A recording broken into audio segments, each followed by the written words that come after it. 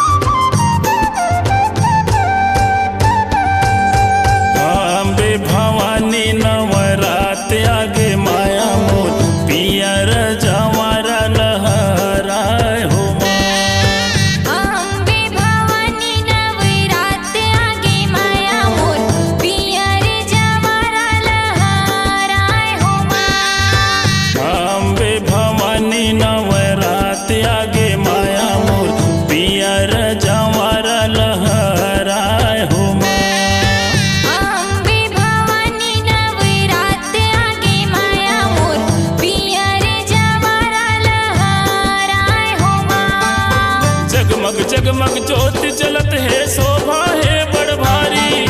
छत के ऊपर हनुमत बैठे, लालो ध्वजा फहराए। पियर जवारा लहराए हो माँ, पियर जवारा लहराए हो माँ, पियर जवारा लहराए हो माँ, पियर जवारा लहराए हो माँ।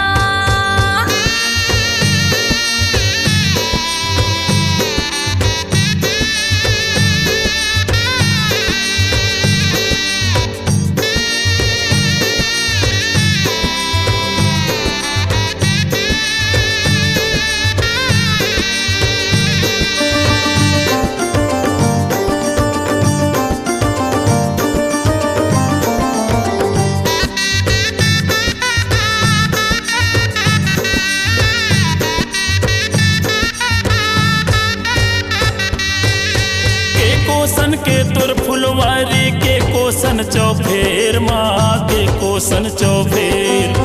8 कोसन के तुर फुलवारी, 9 कोसन चौफेर माँ 9 कोसन चौफेर। जय जय भवानी महामाया दाई वो, जय अम्बे महारानी मोर शीतला माई वो। के कोसन के तुर फुलवारी के कोसन चौफेर माँ के कोसन चौफेर। 8 कोसन के तुर फुलवारी, 9 कोसन चौफेर माँ 9 कोसन चौफेर। खेत सजा के खातू डला के, 9 रंग पिजबुआर। लहर लहर लहराए जवारा, सबके मन लाभार। पियर जवारा लहराए हो माँ, पियर जवारा लहराए हो माँ।